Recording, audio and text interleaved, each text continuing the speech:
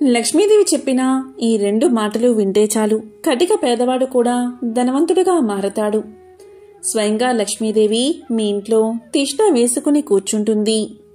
ఒకసారి జ్యేష్ఠాదేవి లక్ష్మీదేవితో ఇలా పలుకుతుంది. నాకు చాలా రోజుల నుంచి ఒక సందేహం ఉంది. అది ఏంటి అంటే, అందరిలో ఇద్దరం సమానంగా ఉంటాం, కానీ జనాలు నిన్నే ఎందుకు ఎక్కువ ప్రేమిస్తున్నారు, ఆదరిస్తున్నారు? నన్నెందుకు ఎవరింటికి రాకూడదని కోరుకుంటున్నారు అని చెప్తుంది. అప్పుడు లక్ష్మీదేవి ఇలా సమాధానం చెప్తుంది. అక్క, గౌరవ మర్యాదలు అనేవి అందంగా ఉంటే లభించవు. ఆదరించబడాలి అంటే మంచి కర్మలు చెయ్యాలి. ఈ ప్రపంచంలో మనుషులు ఎవరినీ ఊరకే గౌరవించరు. ఎవరైతే మంచి కర్మలు చేస్తారో వారినే గౌరవిస్తారు. మనం జనాల హితం కోసం పనిచేసినట్లయితే, దానివల్ల వారికి మంచి జరుగుతున్నట్లయితే ఖచ్చితంగా జనాలు మనల్ని ఆదరిస్తారు. అందుకే ప్రజలు నన్ను గౌరవిస్తున్నారు. నేనెప్పుడు ఎవరి ఇంట్లోకి వెళ్ళినా వారికి సుఖము, సంపద ఇస్తాను. వారి ఇంటిని ధనధాన్యాలతో నింపుతాను. నేను వారికి మంచి చేస్తున్నాను. అందుకే వారు నన్ను ఆదరిస్తున్నారు, నన్ను ప్రేమిస్తున్నారు. కానీ నీ స్వభావం ఇంతకంటే భిన్నమైనది. నువ్వు ఎవరింట్లో అయితే అడుగు పెడతావో వారింట్లో సుఖసంతోషాలు అనేవే ఉండవు. వారు పేదవారిగా మారిపోతారు, అనారోగ్యాల బారిన పడతారు, గొడవలు పడతారు. వారి జీవితం దుఃఖంతో నిండిపోతుంది. అందుకే ప్రజలు నిన్ను చూస్తే భయపడిపోతారు. నిన్ను అందుకే ఎవరూ ఆదరించడం లేదు. నిన్ను జనాలు ఆదరించాలి అంటే జనాల కోసం నువ్వు పనిచెయ్యి. నీ సేవా సహాయాలతో వారి మనసును గెలుచుకో అని చెప్పింది లక్ష్మీదేవి. లక్ష్మీదేవి చెప్పిన మాటలు జ్యేష్ఠాదేవికి అస్సలు నచ్చలేదు. అప్పుడు ఆమె మనసులో, ఈ లక్ష్మీదేవిని అందరూ గౌరవించడం వల్లే ఈమె గర్వం పెరిగినట్లుంది. మొత్తం ప్రపంచాన్ని నేనే సంతోషంగా ఉంచుతున్నా, నేనే లేకపోతే ఈ ప్రపంచం అనేదే ఉండదు అని మనసులో అనుకుంటుంది. ఇక లక్ష్మీదేవి మాటలు జ్యేష్ఠాదేవికి అస్సలు నచ్చవు. దీంతో ఇద్దరి మధ్య పంతం పెరిగిపోతుంది. ఇద్దరూ కలిసి ఒక ఊరిలోని బ్రాహ్మణుడి దగ్గరకు వెళ్తారు. ఆ బ్రాహ్మణుడు ప్రతిరోజు ఒక గుడిలో లక్ష్మీదేవికి పూజలు చేస్తూ ఉంటాడు. అతను లక్ష్మీదేవి యొక్క పరమ భక్తుడు. ఆ బ్రాహ్మణుడిపై లక్ష్మీదేవి, జ్యేష్ఠాదేవి వారి వారి ప్రభావాలను చూపించాలని భావిస్తారు. ఆ బ్రాహ్మణుడిపై నా శక్తిని ప్రయోగిస్తున్నాను. ఆ బ్రాహ్మణుడు ఒక్క బియ్యం గింజ కోసం కూడా వెతుకునేలాగా పేదవాడిగా మార్చేస్తాను. నా శక్తి తెలుసుకుని నువ్వు సిగ్గుతో తలవంచుకునేలా చేస్తాను అంది జ్యేష్ఠాదేవి. దీంతో లక్ష్మీదేవి ఇలా పలుకుతుంది. అక్క మాటలు విని నవ్వుకుని ఊరుకుంటుంది. మరుసటి రోజు ఇద్దరూ కలిసి బ్రాహ్మణుడు పూజలు చేసే గుడికి వెళ్తారు. ఇద్దరూ సాధారణ స్త్రీలుగా వేషాలు మార్చుకుని ఆ గుడికి చేరుకుంటారు. గుడిలోకి భక్తులు వస్తూ ఉంటారు, వెళ్తూ ఉంటారు. బ్రాహ్మణుడు గుడికి వచ్చి పూజలు చేసి తిరిగి వెళ్లిపోవడానికి సిద్ధమయ్యాడు. అప్పుడు జ్యేష్ఠాదేవి లక్ష్మీదేవితో, చెల్లి, నీ భక్తుడు వెళ్లిపోతున్నాడు. నీ శక్తిని నువ్వు చూపించు అని చెప్తుంది. అప్పుడు లక్ష్మీదేవి ఒక లాఠీ కర్రలాగా ఉన్న ఒక పెద్ద ఇత్తడి కర్రెను రోడ్డుపైన వేసింది. అది చూసిన బ్రాహ్మణుడు దాన్ని తీసుకుని, ఇది ఎప్పుడో ఒకసారి ఉపయోగపడుతుంది అని ఆ కర్రను తీసుకుని ఇంటికి వెళ్లసాగాడు. అతనికి తెలియని విషయం ఏంటి అంటే, ఆ కర్ర నిండా బంగారు నాణాలు ఉన్నాయి. ఇక బ్రాహ్మణుడు లాఠీ తీసుకుని వెళ్తూ ఉండగా దారిలో ఒక పిల్లవాడు ఆ లాఠీని చూసి దాన్ని తనకు ఇవ్వమని అడుగుతాడు. దానికి బ్రాహ్మణుడు ₹1 ఇస్తే దీన్ని ఇస్తాను అంటాడు. ఆ బాలుడు ₹1 ఇవ్వగా ఆ రూపాయి తీసుకుని ఆ కర్రెను పిల్లవాడికి ఇచ్చేస్తాడు. ఇదంతా చేస్తున్న జ్యేష్ఠాదేవి లక్ష్మీదేవితో, చూసావా నా ప్రభావాన్ని? నువ్వు ఆ బ్రాహ్మణుణ్ణి ధనవంతుని చేద్దామనుకున్నావు. దాంట్లో బంగారు నాణాలు పెట్టావు. కానీ నా ప్రభావం వల్ల ఆ బంగారపు కర్రెను ₹1తో అమ్మేశాడు ఆ బ్రాహ్మణుడు. నీ భక్తుడికి ₹1 లభించింది. ఆ ₹1 కూడా నీ భక్తుడి దగ్గర నేను ఉండనివ్వను. ముందు ముందు ఏం జరుగుతుందో చూడు అని చెప్తుంది జ్యేష్ఠాదేవి. ఇక బ్రాహ్మణుడు వచ్చిన రూపాయిని తన కమండలంలో వేసుకున్నాడు. ఒక నది ఒడ్డున పూలు కొయ్యాలి అని ఆ బ్రాహ్మణుడు కమండలాన్ని కింద పెట్టి పూలు కోసుకుంటూ ఉన్నాడు. ఇంతలో ఒక చిన్నపిల్లవాడు అటు నుంచి వెళ్తూ కమండలంలోని రూపాయి బిళ్ళను చూసి ఆ రూపాయి తీసుకుని వెళ్ళిపోతాడు. బ్రాహ్మణుడికి ఈ విషయం తెలియదు. అతను పూలు కోసే పనిలోనే నిమగ్నమై ఉన్నాడు. బ్రాహ్మణుడు పూలు కోసుకున్న తర్వాత కమండలం పుచ్చుకుని తన ఇంటివైపు వెళ్తూ ఉండగా ఆ బ్రాహ్మణుడి దగ్గరకు మళ్లీ కర్ర కొనుక్కున్న పిల్లవాడు వచ్చి, నేను మీ దగ్గర తీసుకున్న లాఠీ చాలా పెద్దదిగా ఉంది.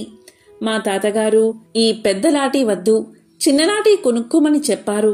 కాబట్టి మీరు ఈ లాఠీని మీరే తీసుకోండి. నేను బజారుకెళ్ళి ఇంకొక లాఠీని తెచ్చుకుంటాను అని పలుకుతాడు. దాంతో బ్రాహ్మణుడు సరే అని లాఠీని వెనక్కి తీసుకుని తిరిగి రూపాయి ఇచ్చేద్దామని కమండలంలోకి చూస్తే రూపాయి ఉండదు. దీంతో బ్రాహ్మణుడు ఎంతో కంగారు పడతాడు. అప్పుడు బ్రాహ్మణుడు పిల్లవాడితో, బాబూ, ఆ రూపాయి ఎక్కడో పడిపోయింది, కనిపించడం లేదు. నువ్వు నాతో పాటు మా ఇంటి వరకు వస్తే ఇంట్లో ఉన్న రూపాయి తీసి నీకు ఇస్తాను అంటాడు. సరే అని పిల్లవాడు లాఠీని తిరిగి ఇచ్చి బ్రాహ్మణుడితో ఇంటికి వెళ్తూ ఉంటాడు. మళ్ళీ బంగారంతో నిండిన లాఠీ బ్రాహ్మణుడి దగ్గరికే వచ్చేసింది. ఇదంతా లక్ష్మీదేవి చూస్తూ నవ్వుతూ ఉంటుంది. లక్ష్మీదేవి నవ్వుతూ ఉండడం చూసి జ్యేష్ఠాదేవికి కోపం వస్తుంది. అప్పుడు జ్యేష్ఠాదేవి లక్ష్మీదేవితో, ఎందుకు నవ్వుతున్నావు? ఇప్పుడే కదా ఆట మొదలైంది. నువ్వు చూస్తూ ఉండు, నేను ఆ బ్రాహ్మణుణ్ణి ఏం చేస్తానో అని పలుకుతుంది. ఇక బ్రాహ్మణుడు పిల్లవాడు కొంత దూరం వెళ్ళాక ఒక వ్యాపారస్తుడు వచ్చి బ్రాహ్మణుడితో, తెలియక మా పిల్లవాడు మీ కమండలంలోని రూపాయి తీశాడు, తీసుకోండి మీ రూపాయి అని చెప్పి ఆ రూపాయిని బ్రాహ్మణుడికి ఇచ్చి వెళ్ళిపోతాడు. ఇదంతా చూస్తున్న జ్యేష్ఠాదేవి ఇలా అనుకుంటుంది, ఇప్పుడు నేనేం చెయ్యాలి? పండితుడు ఇంటికి దగ్గరగా వచ్చేశాడు. ఆ బంగారపు లాఠీ అతని దగ్గరే ఉంది. ఇలా అయితే అతను ధనవంతుడు అయిపోతాడు అని కంగారు పడింది. ఇక రూపాయి చేతికి రాగానే బ్రాహ్మణుడు ఆ రూపాయిని పిల్లవాడికి ఇచ్చేశాడు. ఇదంతా చూస్తున్న జ్యేష్ఠాదేవికి కోపం ఎక్కువైపోతుంది. నేను ఆ బ్రాహ్మణుడి దగ్గరున్న ధనాన్ని అంతా నాశనం చేస్తాను, దానితో పాటే వాడి ప్రాణాలు కూడా తీస్తాను అని చెప్తుంది. తరువాత జ్యేష్ఠాదేవి ఒక పామును సృష్టించి బ్రాహ్మణుడి దగ్గరకు పంపిస్తుంది. బ్రాహ్మణుడు ఒక పాము తన వైపే రావడం చూసి చాలా కంగారు పడతాడు. తన ప్రాణాలు కాపాడుకోవడం కోసం దూరంగా పారిపోయే ప్రయత్నం చేస్తాడు. కానీ పాము మాత్రం బ్రాహ్మణుణ్ణి వెంటాడుతూనే ఉంటుంది. ఎంత పరిగెత్తినా ఆ బ్రాహ్మణుడి వెంటే వెళ్తూ ఉంటుంది. అప్పుడు బ్రాహ్మణుడు ఆ పాముతో, ఓ నాగరాజా, నేను నిన్ను చేతులు జోడించి అడుగుతున్నాను. నేను నీకు ఏ హాని తలపెట్టలేదు, కానీ నువ్వు నా వెనకాల ఎందుకు వస్తున్నావు? వెంటనే వెళ్ళిపో. నేను ఒక పేద బ్రాహ్మణుణ్ణి, అనవసరంగా నన్నెందుకు వెంబడిస్తున్నావు? త్వరగా వెళ్ళు, లేదంటే నేను బ్రాహ్మణుణ్ణి అనే విషయం ఒక్క నిమిషం మర్చిపోయి నిన్ను చంపేస్తాను అంటాడు. ఎంత చెప్పినా పాము వినదు. ఇక కోపంగా బ్రాహ్మణుడు చేసేది లేక పామును కొడతాడు. దీంతో పాము 2 ముక్కలవుతుంది. తన దగ్గర ఉన్న లాఠీతో పామును కొట్టడం వల్ల దానిలోని బంగారు నాణాలు బయటకు వచ్చి పడతాయి. ఆ బంగారాన్ని చూసిన బ్రాహ్మణుడి నోట మాట రాదు. కాసేపు అలా స్తంభించిపోతాడు. కొంత సమయం తర్వాత తేరుకుని ఇక ఈ రోజుతో నా పేదరికం తొలగిపోయింది అని ఎంతో సంతోషిస్తాడు. లక్ష్మి అమ్మవారే తన్ని కరుణించిందని ఎంతో సంతోషపడి అమ్మవారిని స్తుతిస్తూ ఆ బంగారాన్ని ఇంటిలోకి తీసుకుపోతాడు. అప్పుడు లక్ష్మీదేవి జ్యేష్ఠాదేవితో, చూసావా అక్క, గొప్పతనం అనేది ఇవ్వడం వల్ల, ఒకరికి సాయం చేయడం వల్ల వస్తుంది. అంతేకాని ఎదుటివారిని బాధ పెట్టడం వల్ల, ఎదుటివారి చెడు కోరుకోవడం వల్ల గొప్పతనం అనేది రాదు. ఒకరిని కష్టపెట్టి సంతోషంగా ఉండాలి అనుకునేవారు ఎప్పటికీ సంతోషంగా ఉండరు. ఎదుటివారి సంతోషంలో తమ సంతోషాన్ని వెతుక్కునేవారే ఎప్పుడూ సంతోషంగా ఉంటారు.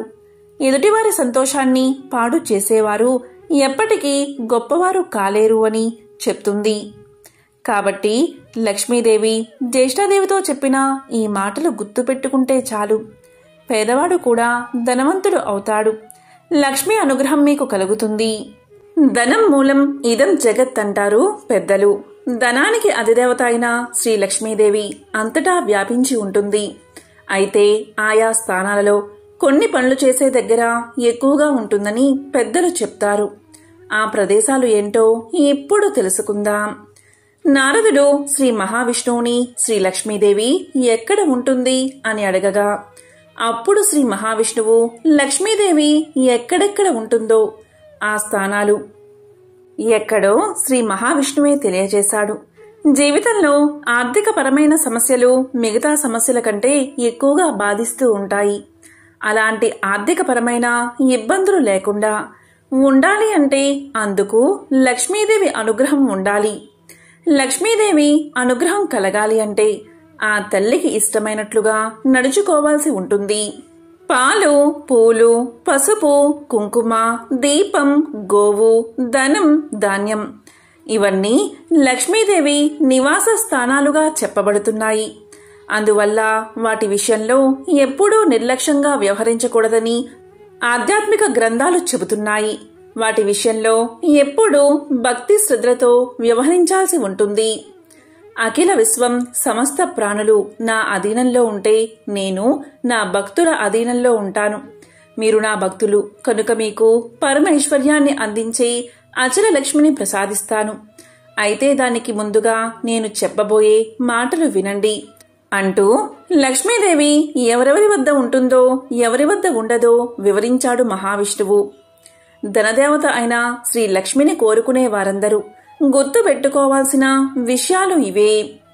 శంఖధ్వని వినిపించని చోట, తులసిని పూజించని చోట, శంకరుణ్ణి అర్చించని చోట, బ్రహ్మవేత్తలకు అతిథులకు భోజన సత్కార్యాలు జరగని చోట లక్ష్మీదేవి నివసించదు. ఇల్లు కలగలలాడుతూ ఉండని చోట, ఇల్లాలు ఎల్లవేళలా కంటతడి పెట్టే చోట, విష్ణువును ఆరాధించకుండా ఏకాదశి, జన్మాష్టమి రోజులలో భోజనం చేసేవారి ఇంట లక్ష్మి నివసించదు. హృదయంలో పవిత్రత లోపించినా, ఇతరులను హింసిస్తూ ఉన్నా, ఉత్తములను నిందిస్తూ ఉన్నా లక్ష్మి ఆ ఇంట్లో నుంచి పారిపోతుంది. భగవద్భక్తులపై కోపగించే వారి గృహంలో లక్ష్మీదేవే కాదు, శ్రీహరి కూడా నివాసముండడు. అయితే లక్ష్మీదేవి ఎక్కడెక్కడ ఉంటుంది అంటే శ్రీహరి దివ్య చరిత్ర గుణగానం జరిగే చోట, సాలగ్రామం, తులసి, శంఖధ్వని ఉన్న చోట లక్ష్మీదేవి నివసిస్తుంది. అంతేకాకుండా భక్తులను, పండితులను, విద్యావేత్తలను, మహిళలు, పిల్లలను ఆదరించే చోట లక్ష్మీదేవి నివసిస్తుంది. ఇల్లు శుభ్రంగా ఉన్న చోట ప్రశాంత వాతావరణం, పసుపు, కుంకుమ వంటి సుమంగళ పదార్థాలు ఉన్న చోట, ఉప్పు, తాటాకులు, మహిళల పాపిడి, మాంగళ్యం, గాజులు, దీపం వంటి ప్రదేశాలలో లక్ష్మీ నివసిస్తుందని పెద్దలు చెప్తారు. అలాగే బాగా పొద్దుపోయే వరకు నిద్రించేవారి ఇంట్లోనూ, సాయంత్రపు వేళలో నిద్రించేవారి ఇంట్లోనూ లక్ష్మీదేవి ఉండదు. కష్టపడకుండా సోమరితనంతో కాలాన్ని వృధా చేసేవారి ఇళ్లను లక్ష్మీదేవి విడిచిపెట్టేస్తుంది. ఇక ఎప్పుడు చూసినా కలహాలతో ఉండే ఇళ్లలోకి లక్ష్మీదేవి పొరపాటున కూడా కాలు పెట్టదట. ఎక్కడైతే పవిత్రత, ప్రశాంతత ఉంటాయో అక్కడ లక్ష్మీదేవి అనుగ్రహం ఉంటుంది అనే విషయాన్ని ఆధ్యాత్మిక గ్రంథాలు స్పష్టం చేస్తున్నాయి. లక్ష్మీదేవి మన ఇంటికి రావాలి అంటే మనం చెయ్యాల్సిన పని ఏమిటో ఈ కథ చదివితే మనకి బాగా తెలుస్తుంది. ఒకరోజు రాజు, మంత్రి మారు వేషంలో రాజ్యంలో తిరుగుతూ ఉండగా ఒక బందిపోటుల గుంపు వాళ్లపై దాడి చేస్తుంది. రాజు, మంత్రి వాళ్లతో ప్రతిఘటిస్తూ ఉంటారు. అటువైపుగా వెళ్తున్న రుద్రసేనుడు అది చూసి తన వంతు సహాయం చేస్తాడు. దానికి మారువేషంలో ఉన్న రాజు మెచ్చుకుని రుద్రసేనుడితో, రుద్రసేన నీకేం బహుమానం కావాలో కోరుకో అంటాడు. కాని రుద్రసేనుడు ఇలా చెప్తాడు, మహారాజా, తమరు ఆపదలో ఉంటే కాపాడనే కాని ఏదో ఆశించి మాత్రం చెయ్యలేదు అని వీరోచితంగా చెప్తాడు. దానికి రాజు సంతోషించి, రుద్రసేన నీకెప్పుడు ఏ సహాయం కావాలన్నా నన్ను కోరుకో అని చెప్పి వెళ్ళిపోతాడు. ఇదంతా రుద్రసేనుడు తన భార్య అయిన శాంతశీలకు చెప్తాడు. అప్పుడు శాంతశీలకు ఒక విషయం గుర్తుకు వస్తుంది. అదేంటి అంటే కొద్ది రోజుల క్రితం తాను కట్టెలకని అడవిలోకి వెళ్ళినప్పుడు అక్కడ ఒక మునీశ్వరుడు తారసపడతాడు. ఆ మునీశ్వరుడు శాంతశీలకు ఇలా చెప్తాడు. తల్లి, ఒక విషయం చెబుతాను, శ్రద్ధగా విను. లోకమంతా చీకటిగా, అది కూడా శుక్రవారం రోజు, ఎవరి ఇంట్లోనూ దీపం లేకుండా ఉండి నీ ఇంట్లో మాత్రం దీపం పెట్టి గుమ్మానికి అడ్డంగా కూర్చో. అప్పుడు చీకటిని భరించలేక నల్లని చీర ధరించిన ఒక ఆమె నీ ఇంట్లో నుంచి బయటికి వెళ్లిపోవడానికి ప్రయత్నిస్తుంది. అప్పుడు నువ్వు ఆమెను అడ్డగించి బయటకు వెళ్లితే లోపలికి రాకూడదని షరతు విధించు. అప్పుడు ఆమె, నేను లోపల ఉండే ఈ వెలుగుని భరించలేను, చీకటిలోకి వెళ్లిపోతాను అంటుంది. ఆమె బయటకు వెళ్లిపోగానే మరొక ఆమె పట్టు పీతాంబరాలతో దగదగా మెరిసే నగలతో ఇంట్లోకి ప్రవేశించడానికి ప్రయత్నిస్తుంది. ఆమెను కూడా నువ్వు అడ్డగించి లోపలికి వెళ్లితే బయటకు వెళ్లకూడదు అనే షరతు విధించు. ఆమె అప్పుడు, బయట చీకటిని భరించలేను, లోపలికే వెళ్లిపోతాను అంటుంది. ఆమె ఇంట్లోకి ప్రవేశించగానే నీవు ఐశ్వర్యవంతురాలు అవుతావు అని మునీశ్వరుడు చెప్పింది గుర్తుకు వస్తుంది శాంతశీలకి. వెంటనే శాంతశీల తన భర్త అయిన రుద్రసేనుడి అనుమతితో రాజు వద్దకు వెళ్లి తాను ఎవరో చెప్పి వచ్చే శుక్రవారం రాజ్యంలో ఎవరి ఇంట్లోనూ దీపం పెట్టకుండా ఉండేలా చూడాలి అని కోరుతుంది. వెంటనే రాజు ఆమె కోరిక మేరకు రాజ్యంలో ఎవ్వరూ శుక్రవారం రోజు దీపం పెట్టకూడదని చాటింపు వేయిస్తాడు. దీంతో శాంతశీల శుక్రవారం రోజు దీపాన్ని వెలిగిస్తుంది. ఆ దీపపు కాంతికి ఇంట్లో నుంచి నల్లని చీర కట్టుకున్న ఒక ఆమె, అంటే దరిద్ర దేవత, బయటకు వెళ్లడానికి ప్రయత్నిస్తుంది. అప్పుడు శాంతశీల ఆమెకు అడ్డు వెళ్లి, అమ్మా, నువ్వు బయటకు వెళ్లిపోతాను అంటున్నావు, మళ్లీ లోపలికి అస్సలు రాకూడదు అని పలకగా దానికి జ్యేష్ఠాదేవి, నేను నీ ఇంట్లోని వెలుగును భరించలేను, బయటకే వెళ్లిపోతాను అని చెప్పి బయటకు వెళ్లిపోతుంది. ఈ విధంగా జ్యేష్ఠాదేవి బయటకు వెళ్లిపోగానే నగర సంచారానికి వచ్చిన లక్ష్మీదేవి రాజ్యమంతా చీకటిగా ఉండడం చూసి ఒక్క శాంతశీల ఇంట్లో దీపం వెలుగుతూ ఉండడం చూసి ఇంట్లోకి వెళ్లడానికి ప్రయత్నిస్తుంది. కానీ శాంతశీల ఆమెకు అడ్డు వెళ్లి, అమ్మా, లోపలికి వెళ్తాను అంటున్నావు, లోపలికి ఒక్కసారి వెళ్తే మళ్లీ బయటకు అస్సలు వెళ్లకూడదు, నా షరతు నువ్వు అంగీకరించితే లోపలికి వెళ్లవచ్చు అని పలుకుతుంది. అప్పుడు లక్ష్మీదేవి, నేను బయట ఉన్నా చీకటిని భరించలేను, వెలుగులోకి వెళ్తాను అంటూ ఆ షరతుకు అంగీకరించి లోపలికి వెళ్లిపోతుంది. ఎప్పుడైతే లక్ష్మీదేవి ఇంట్లోకి ప్రవేశించిందో శాంతశీల ఐశ్వర్యవంతురాలవుతుంది. కానీ శుక్రవారం ఎవరూ దీపం పెట్టకుండా రాజుగారితో ఆజ్ఞ వేయించినందుకు చాలా బాధపడుతూ ఉంటుంది శాంతశీల. అప్పుడు లక్ష్మీదేవిని ప్రార్థించగా లక్ష్మీదేవి ప్రసన్నురాలై ఇకపై ప్రతి శుక్రవారం సంధ్యా సమయంలో ఎవరైతే దీపం పెడతారో వారందరిళ్లకు నేను వస్తాను అని వరాన్ని ప్రసాదిస్తుంది.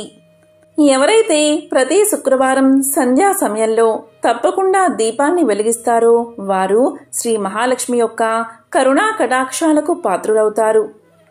కాబట్టి ఎంతో విశేషమైన పవిత్రమైన ఈ కథను విన్నవారికి సకల శుభాలు కలుగుతాయి.